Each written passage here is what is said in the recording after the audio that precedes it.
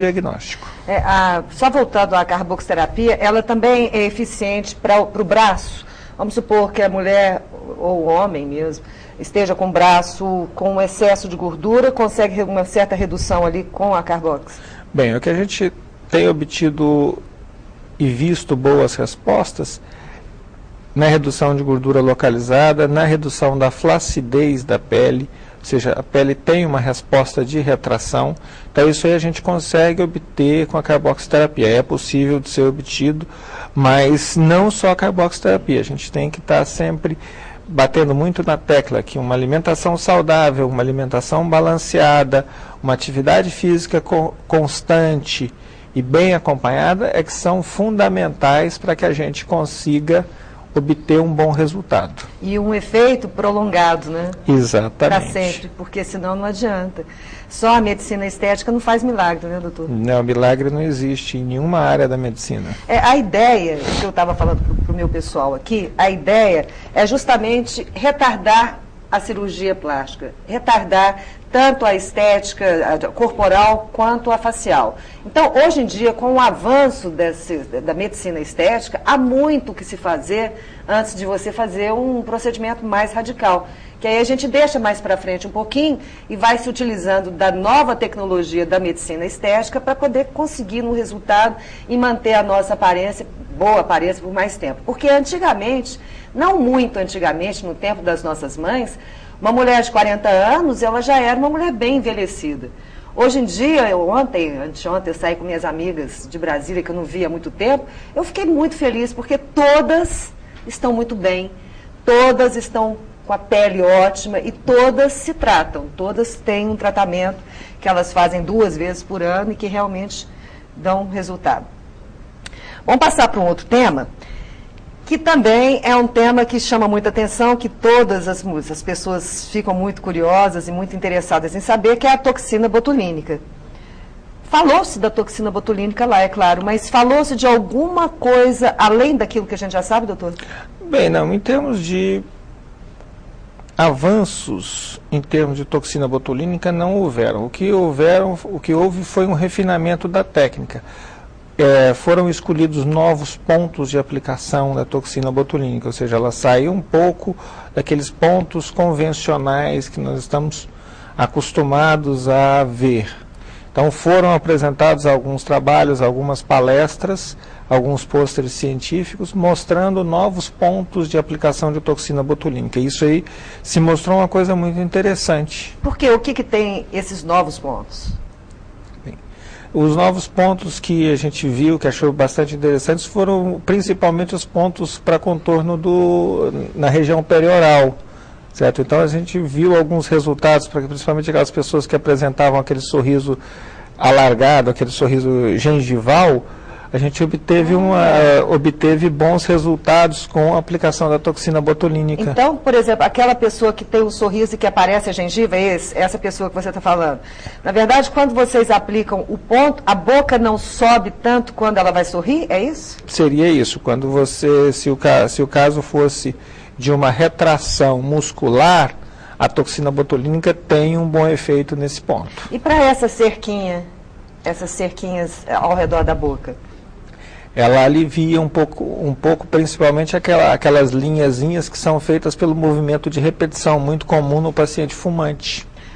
E que fica tão feio, né? Às vezes a pessoa tem 30 anos e já apresenta aquelas linhas assim ao redor da boca. São essa cerquinha, né, que a gente chama. Hoje em dia já não se fica mais com aquela feição assustada e muito esticada da toxina botulínica. Tudo isso, doutor, se consegue esse efeito através dos pontos? É isso? Exatamente. A boa análise da face como um todo, nós analisamos a face de cada indivíduo e tornamos essa aplicação individual, ou seja, a gente não vai fazer uma aplicação padronizada, nós vamos estar trabalhando cada músculo da mímica de acordo com aquele inestetismo que o paciente apresenta. Ok, então a gente vai para um pequeno intervalo. Daqui a pouco nós vamos falar sobre a toxina botulínica na correção do suor excessivo e também sobre os lasers. Gente, esses lasers fazem milagre. Eu espero você, daqui a pouquinho a gente volta. Até já. Estamos de volta, o programa Boa Vida, toda quarta-feira ao vivo aqui pela TV Brasil Central, são 8h19 e a gente conversa com o Dr. Roldão de Oliveira Filho. Ele é nutrologista e também é diretor da Sociedade Brasileira de Medicina Estética. Vocês são Goiás, doutor? Isso? Exatamente. Nós terminamos o último bloco falando sobre toxina botulínica e eu gostaria de aproveitar um pouco mais esse assunto e passar a bola agora para o X, porque ele tem um problema já há alguns anos e que ele odeia, que ele gostaria muito de se livrar, que é o suor excessivo. Fala aí, X. Boa noite, doutor. Boa noite. Em relação a... Não, conta a sua historinha primeiro. Eu, desde bem mais cedo, sofro com hiperidrose. Não, mas explica, porque não é tanto assim também, não. É um pouco excessivo. Sempre fazendo a famosa pizza. Sempre procurando também novos métodos para parar com isso. Método caseiro, desodorante diferente, mil e uma coisas diferentes. Descobri a respeito da toxina botulínica e queria saber se esse é o melhor tratamento para a hiperidrose. Bem, não é o melhor tratamento para a hiperidrose. É um dos tratamentos indicados para redução da produção do suor, certo? Porque a gente tem tratamento clínico com medicamentos, nós temos tratamentos cirúrgicos, certo? E nós temos o tratamento com a aplicação da toxina botulínica que vai regular e reduzir essa produção de suor. Então, realmente a gente tem uma boa resposta nos tratamentos de hiperidrose com a toxina botulínica. Os resultados podem variar em torno de 3 a 8 meses, com uma redução do volume de suor naquela área. E ela é aplicada apenas nos casos de hiperidrose das axilas? Não, ela pode ser aplicada em qualquer região que você tenha suor excessivo. Pode ser aplicada na planta dos pés, na palma das mãos, certo? Na região das axilas, certo? E a toxina, nesse caso, doutor, ela paralisa o quê? Ela vai agir na glândula sudorípara, ela vai inibir um pouco dessa produção e dessa contração da glândula sudorípara. Aí, X. Tá certo. Precisa experimentar essa, né? Não custa tentar, né? Ok, então vamos para o laser. O que foi falado lá nesse congresso a respeito dos lasers, doutor? Bem, a tecnologia, porque é que nem a informática, né? A cada hora surge uma novidade. Né?